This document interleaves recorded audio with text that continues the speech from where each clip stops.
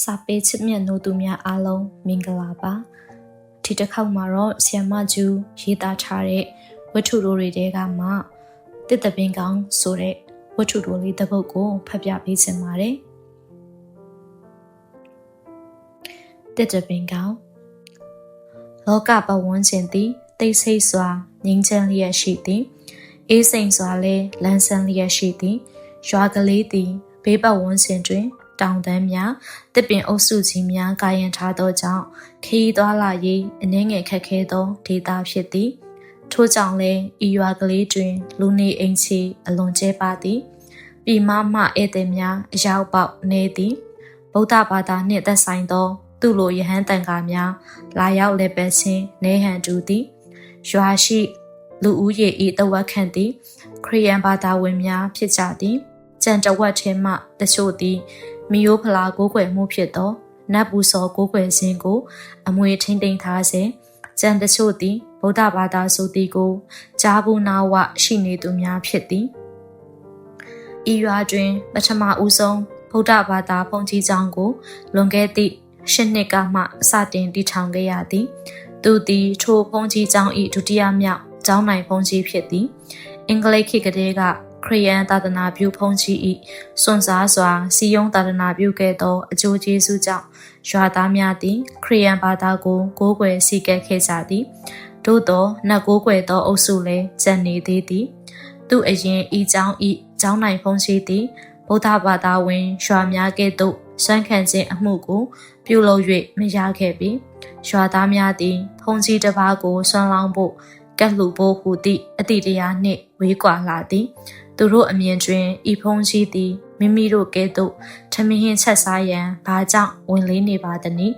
မိမိတို့မှာအမဲလိုက်ခြင်းပြားဖို့ခြင်းတစ်ခုတ်ခြင်းတီးနှံစိုက်ပျိုးခြင်းတို့ကိုအလှည့်ကျဆောင်ရွက်နေရသည်ဖြစ်ရာဖုန်ကြီးအားထမင်းဟင်းချက်ပေးရန်အချိန်မရှိဤဖုန်ကြီးသည်ထမင်းဟင်းချက်ပေးမိဇနီးမယားတသမီမရှိအပ်လင်တပည့်လက်သားတော့ရှိရပေမည်ဤအမြင်မျိုးကိုဖုန်ကြီးထံစကားပေါက်အောင်သူတို့စူးစမ်းခဲ့ရသည်ဖုန်ကြီးကလည်းဤအမြင်မျိုးကိုဖြည့်ရှင်းရန်အတွက်သူတို့စကားကိုနားလည်အောင်ကိုယ်စကားကိုသူတို့နားလည်အောင်သင်ယူစူးစမ်းခဲ့ရသည်ဖုန်ကြီးပြန်လွန်တော်မူပြီးနောက်ဒုတိယကျောင်းနိုင်ကိုတော့အဖြစ်သူဤရွာကလေးသို့ရောက်လာသောအခါအခြေအနေသည်ရခင်ကလိုခက်ခဲခြင်းမရှိတော့ပေရှစ်နှစ်တိတိဗုဒ္ဓဘာသာဝင်ဘုန်းကြီးတစ်ပါးဤတကိုယ်တည်းနေထိုင်မှုရွာသားများအပေါ်ကုညီဆောင်ရှောက်မှုပညာသင်ကြားပေးမှုနေမကောင်းမချမ်းမှလင်ကုသပြုစုမှုစသည်တို့ကိုရွာသားများအ ਨੇ အချင်းလက်ခံတက်လာခဲ့ပြီ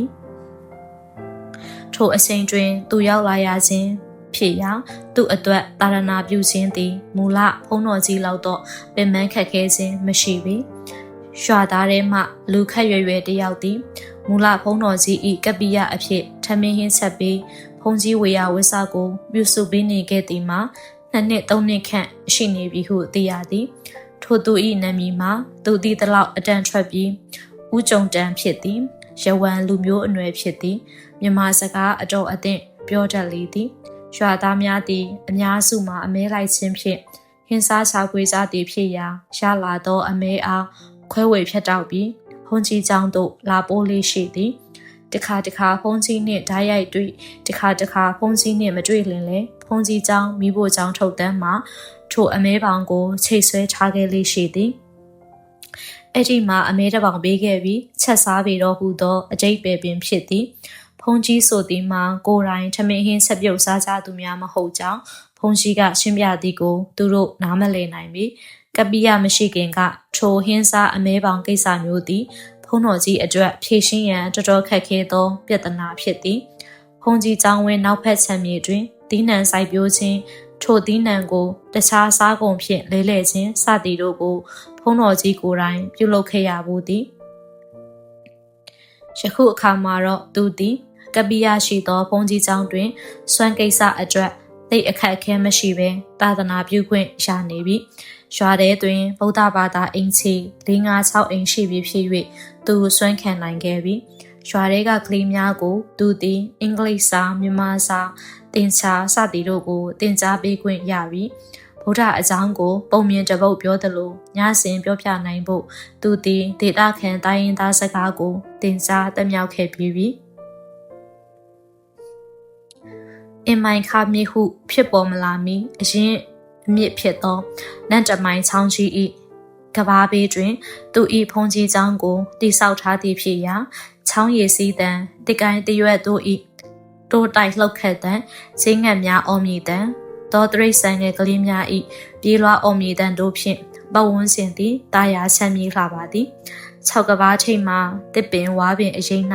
ငြိမ်သက်စွာထိုင်လျက်ရေစည်းတံကိုနားထောင်သည့်အခါတိုင်းပါရဂူ၏တိတ်ထချဝတ္ထုထဲမှတိတ်တချကိုသူတတိယမိသည်ကြည်လင်းလှသောရေသည်လျင်မြန်စွာကြမ်းတမ်းစွာစီးဆင်းလေသည်ကြောက်တုံးကြောက်ဆောင်များနှင့်ရေစည်းထိတွေ့ရာအရက်တို့၌ရေသည်ရေမှုန်ရေပန်းများအဖြစ်ကဘာစီသို့ပင်ဖွာလွင့်ဝင့်ပြန်လျက်ရှိသည်ဤအရက်သို့ရောက်လာခဲ့မိသောကြောင့်မိမိကိုယ်ကိုချက်ခါကြည်နှက်ရောင်ရဲမိသည်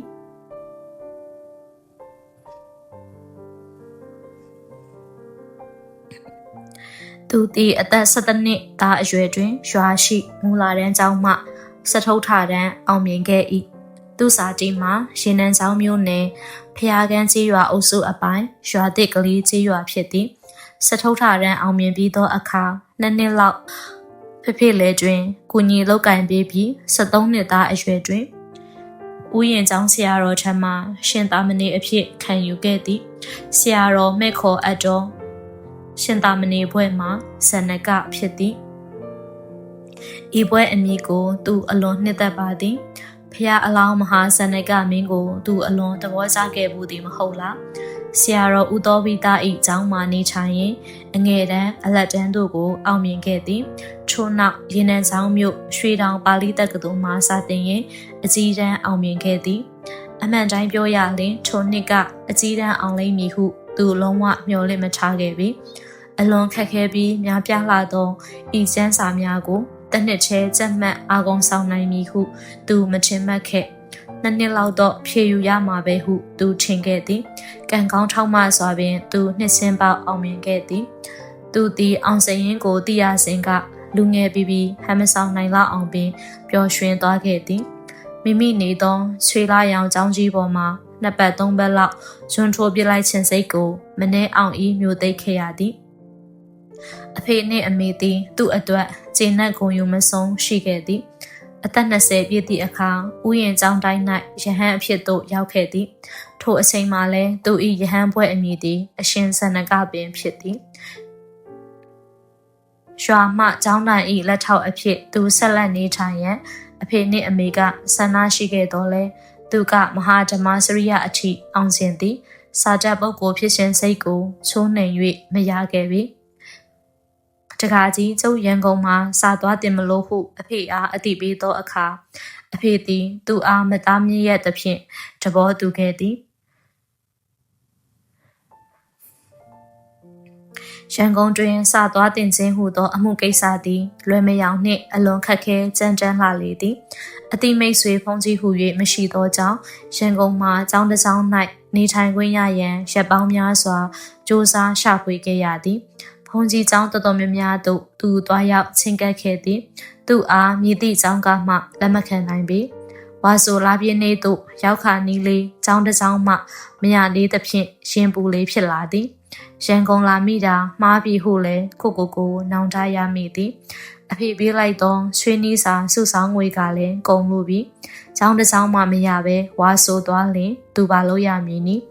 နေဝင်ကနေထွက်သူသည်တလန်းဝင်တလန်းထွက်မြို့နယ်ပေါင်းစုံသို့ရှောက်ရလေသည်ဖျားရှင်တော်မြတ်ဤဂုဏ်ကျေးဇူးဆရာတော်ရှင်မြတ်များဤဂုဏ်ကျေးဇူးမိဘနှစ်ပါးဤဂုဏ်ကျေးဇူးတို့ကိုအောက်မေ့လျက်သူသစ္စာဆုံးမိသည်တပည့်တော်သည်မြတ်စွာဘုရားရှင်ထားရတော်မူခဲ့သောဗုဒ္ဓဒေသနာတော်ကိုလေးနက်ကြီးညိုစွာယုံကြည်သက်ဝင်မိပါ၏ဗုဒ္ဓသာသနာတော်အတွန်းရှည်တည်တံ့စေရန်နှင့်ပြန့်ပွားစေရန်ကိုယ်စိတ်နှဖျားဖြင့်အားထုတ်ကြိုးပမ်းပါမည်တာမဏေဘဝယဟန်ဘဝတို့တွင်ဗုဒ္ဓသာသနာ၏အကျိုးကိုအမှန်တကယ်ဆောင်ရွက်ခဲ့ပြီးဖြစ်ပါသည်ဤမှန်သောသစ္စာစကားကြောင့်တပည့်တော်ခိုလုံနိုင်စေရာအရေးတစ်ခုခုကိုတွေ့ရပါလို့ဤအရှင်ဖေယ သူဤသစ္စာကိုတမာဒီဝနတ်မြတ်များကြားခဲ့သည်ချင်းဤသူသည်ဝါဆိုလာပြည့်နေ့မတိုင်မီနှစ်ရက်အလို၌အင်းစိန်ရွာမှပရိယတ္တိစာတင်ကျောင်း၌နေထိုင်ခွင့်ရခဲ့သည်အလွန်စည်းကမ်းကြီးသောကျောင်းဖြစ်သည်ငယ်စဉ်ကသူစီးပူးခဲ့သောဘေဂျင်နက်ခတ်ပညာကျောင်းတစ်ကျောင်းဥပုပ်သီလပေးရာတွင်တည်ငြိမ်စွာဟောပြောတတ်ခြင်းကြောင့်တစ်ချောင်းသူတွင်စွမ်းခံအိမ်မရှားပါခဲ့ပြီးနိုင်ငံတော်ပရိယတ္တိတာရဏတက္ကသိုလ်၌ပညာသင်ရန်ဝင်ခွင့်အောင်မြင်သောအခါသူစွမ်းတက္ကတက္ကမများစိတ်မကောင်းခြင်းတစ်ဝက်သူအတွက်ဝမ်းသာခြင်းတစ်ဝက်ဖြင့်နှုတ်ဆက်ကြလေသည်စာအုပ်စာရန်ဘိုးကုသိုလ်ပြုပြရစေဖျားဟုတချို့ကဝတ္ထုငွေကတ်လူကြသည်တာရဏတက္ကသိုလ်ဝင်ခွင့်စာမေးပွဲဖြေဆိုစဉ်ကလည်းအောင်မြင်လိမ့်မည်ဟုမမျှော်လင့်ရပြီးတစ်နှစ်တွင်တန်ကအပားတစ်ထောင်ဖြေလင်90ခန့်သာအောင်မြင်သည်ဖြစ်ရာ900ခိုင်နှုန်းသာအောင်မြင်သောစာမေးပွဲဟုပြောရမည်ထို900ခိုင်နှုန်းတွင်မိမိပါဝင်လိမ့်မည်ဟုမည်သူမျှမျှော်လင့်ရသည်မဟုတ်ထို့ကြောင့်ဖြေသာဖြေရသည်စိတ်ကခက်ချက်ချင်းပင်ဖြစ်သည်အကြီးတန်းအောင်မြင်ပြီးဖြစ်၍ဆယ်ဝါချက်မပိုရဟုသောစီးမြင့်နှင့်ကိုက်ညီနေသောကြောင့်တစ်ကြောင်းနိုင်ငံရဲ့ခြားသို့တာရဏပြုစေလိုခြင်းခံရမည့်အခွင့်အရေးကိုမျှော်လင့်သောကြောင့်တစ်ကြောင်းရတော်ရှိမရတော်ရှိဖြည့်ခြင်းမည်ဟုစည်ရင်ပေးသွင်းလိုက်ခြင်းဖြစ်သည်ကံကောင်းထောက်မှတီလာနှစ်ပေါင်းများစွာလေးလာစီးပူး၍အာကုံဆောင်နိုင်သောညဟိကြောင့်မဲလားနှမျိုးလုံးနှင့်ညီညွတ်၍ပဲလားမသိသူအောင်မြင်ခဲ့သည်နှုတ်ဖြေမေးသောဆရာတော်ဘုရားတို့၏အိန္ဒြေသည်သူ့အားရှင်တလက်လက်သုံးစေခဲ့သည်တညာလုံးလုံးအေးအေးပြတ်ချ၍ကျင်းဆက်နေသောမျက်လုံးတို့သည်သူ့အားမူးမိုက်ဝေဝါးစေသည်မျက်နှာချက်ပန်းကာဤတရွေ့၍လေပတ်တန်သည်သူ့ရင်ထဲအချီမီနေအောင်ကျဲလောင်လှသည်ဟုထင်မိသည်ကိုရောနာမည်ကရှင်စာနကဘောဓိဟုတ်ပါသလားမှန်ပါဗျာဘောဓိကဘာကြောင့်ထည့်ရတယ်လဲအကြောင်းရင်းရှိပါသလားမှန်ပါတပည့်တော်တို့ကျောင်းတိုင်းမှာဘွဲ့အမည်စင်တူဇနကတွေ၃ပါးရှိပါတယ်ဗျာဇနကချင်းကွဲပြားအောင်လို့တပည့်တော်သတင်းသုံးနဲ့ဘောဓိကျောင်းရဲ့အမည်ကိုနောက်ကထည့်လိုက်ရတာပါအရှင်ဗျာဘောဓိရဲ့အနက်အဓိပ္ပာယ်ဟောဘယ်နှမျိုးတိထားပါသလဲမိမိယူထားသောအမည်နှင့်ပတ်သက်၍မေးလိုက်သောအခါထိုပထမဆုံးမိကွန်းကြောင့်သူ့ရင်ထဲတွင်ပေါ်ပါသွားလေသည်အဘိဓမ္မာကိုနှုတ်ကုံအာကုံဆောင်ထားသောကြောင့်ဘောဓိ၏အနက်အဓိပ္ပာယ်လေးမျိုးကိုသဗ္ဗညုတညင်တော်မှစ၍ညောင်မင်းအထိသူတက်လွတ်စွာဖြေနိုင်ခဲ့သည်ဒါဖြင့်ကိုရောနာမည်မှာဘေးအနက်နှင့်ဘောဓိကိုယူခဲ့ပါသလဲညောင်မင်းဆိုတဲ့အနက်နှင့်ယူခဲ့ပါရဲ့ဖေ။ဘာကြောင့်ပါသလဲသူသည်အနှဲငယ်ဆက်သွေးဖြင့်ခတ်သွက်ဖြေမိ၏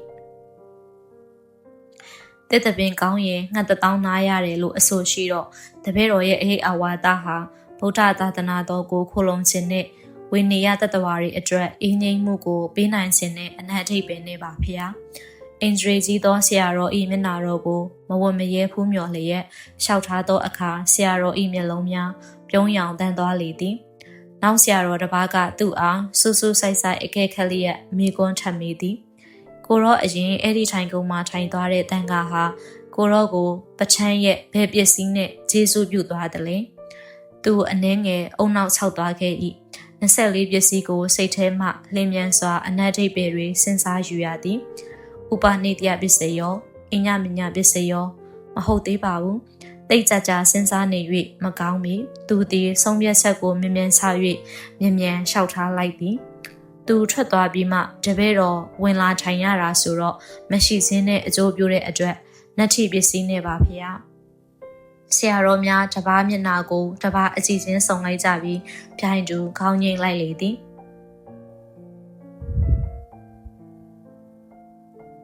သူသည်နိုင်ငံတော်ပရိယတ္တိသာသနာတက္ကသိုလ်ရန်ကုန်၌၄နှစ်တိတိတက်ရောက်ပညာသင်ကြားခဲ့ရသည်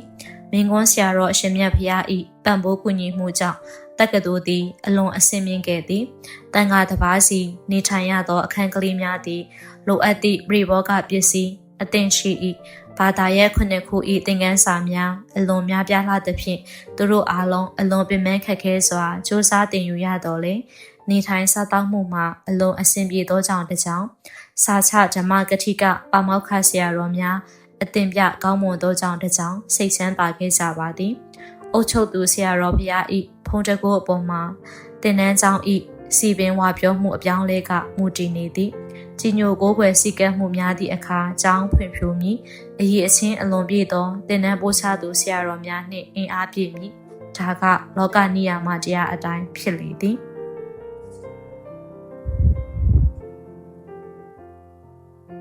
တင်နန်းစင်ပြီးအောင်စရင်ထွက်ပြီးသောအခါကချင်ပြည်နယ်ရေခဲတောင်တန်းများ၏ခြေရင်းရှိဤရွာကလေးသို့တာဝန်အရရောက်လာခဲ့ရသည်ဗုဒ္ဓသာသနာထွန်းကားပြန်ပွားရေးအတွက်မိမိ၏ကိုယ်ခန္ဓာတစ်ခုလုံးကိုစွန့်လွတ်ပေးဆက်မည်ဟုသစ္စာဆိုထားခဲ့တော်လဲတကယ်တမ်းနေမြေဒေသဇန်တန်းခက်ခဲသောဤတောင်တန်းဒေသမှာနေထိုင်သတင်းသုံးရသည့်အခါမိမိသစ္စာပြည့်ချေမည်လားဟုမကြာခဏစိုးရိမ်မကင်းဖြစ်ခဲ့ရသည်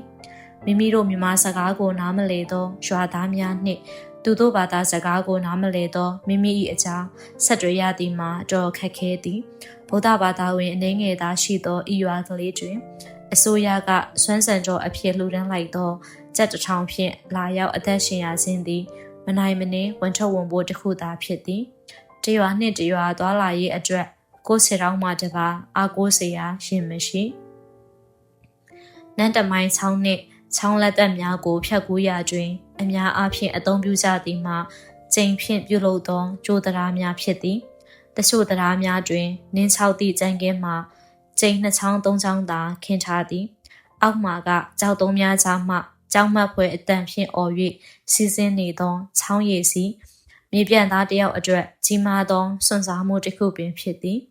တနှစ်တာဝန်ပြီးဆုံးပြီးနောက်သူ့ရွာသို့သက်ဆုံးတိုင်နေကြနေဖို့သွားမည်ဟုပြောသည့်အခါစာတင်ဘတ်တငယ်ချင်းတန်ခါတချို့ကဂိယုနာဒေါသဖြင့်အပြစ်တင်ကြသည်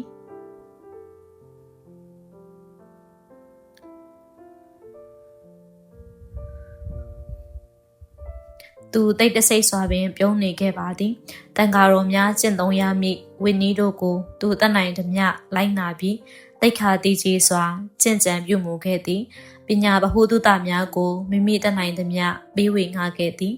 ဗုဒ္ဓ၏သားတော်ယဟန်ဆိုသည်မှာဤကဲ့သို့ချိုးချုံနေထိုင်သူဤကဲ့သို့ကရုဏာရှိသူဤကဲ့သို့သီလဆောင်ထိန်သူဟုတချိန်ချိန်မှာရွာသားတွေနားလည်လာရမည်မိမိသည်ဤရွာအတွက်ဝန်တော်ဝန်ပိုးမဟုတ်ပဲဤရွာကိုကျေးဇူးပြုသူအကျိုးရှိစေသူဟုအားလုံးကလက်ခံလာစေရမည်ဤဆွဲတတိကိုရရန်သူသည်သူ၏သစ္စာကိုချက်ခါအာယုံပြုရွတ်ရလေသည်ယခုအခါတွင်ဦးစနစ်ကဟူသောဘွဲ့အမည်သည်ရွာသားများအတွက်စကားထဲတွင်ထည့်ပြောရသည့်အမည်ဖြစ်လာပြီဟုသူသိရသည်လာပြီလောက်ွယ်ဥပုပ်ရက်များတွင်ဥပုပ်ဆောက်တည်သည့်စွမ်းတကာတကာမများ၏ဘေးတွင်ဆက်စုတတ်သောအစားကလေးတငယ်များမကြာခဏပါလာတတ်သည်ထိုကလေးများကိုသူသည်မေတ္တာဖြင့်နူးညံ့စွာစကားပြောဆက်သွယ်ကြည့်သည်အပြစ်ကင်းစင်လာသောကလေးတို့သည်သူသင်ခန်းစာကိုတအံ့သောထီသို့ဆုပ်ကိုင်ကြည့်ရင်အချင်းချင်းလျင်မြန်သောအတန်ထွက်များဖြင့်စကားပြောလေသည်သူသည်ကလေးတို့အားဗုဒ္ဓဝင်ရုပ်ဆောင်စာအုပ်ကိုဖွင့်ပြလျက်ဗုဒ္ဓ၏ဖြစ်စဉ်ကိုအခွင့်အသင့်နိုင်ပုံမြင်တပွဲပြောပြသည်